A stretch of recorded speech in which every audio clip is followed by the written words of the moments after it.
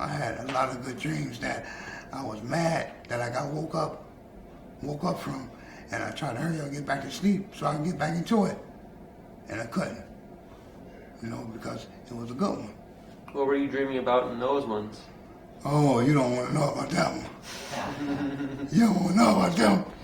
Dwayne was in his mid-40s, and he had head and neck cancer, and he was African-American gentleman that had a life that's hard to describe.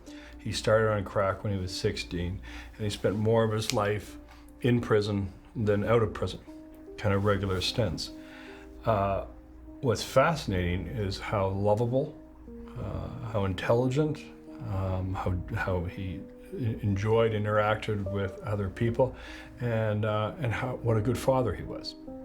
He didn't live his life as somebody with regret, despite lots to be regretful for.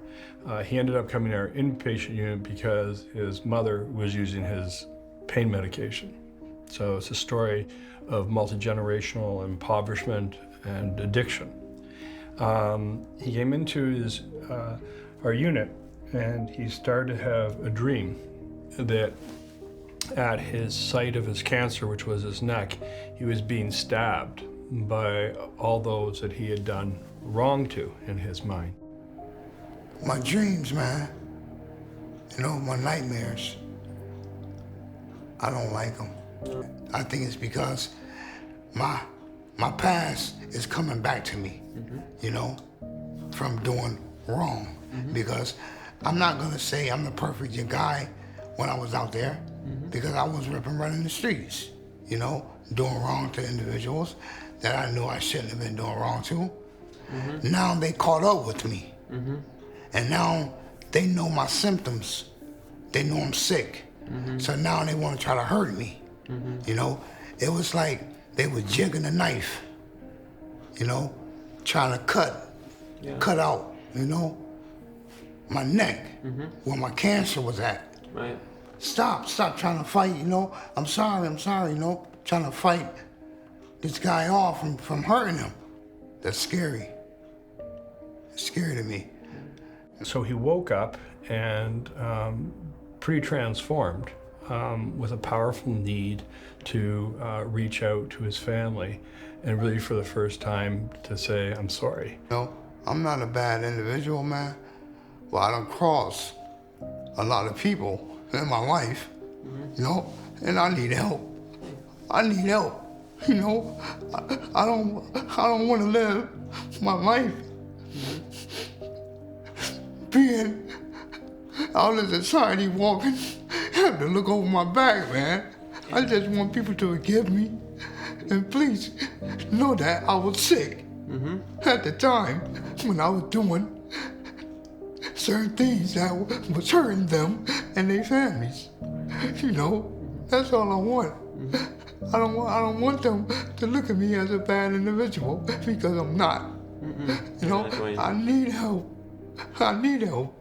And he asked specifically to see his one daughter, Brittany, who happened to be in prison at the time, and we advocated to get her released on the grounds her father was dying. In the midst of me taking my plea, the judge, they let me out. They petitioned to let me out on an ankle bracelet.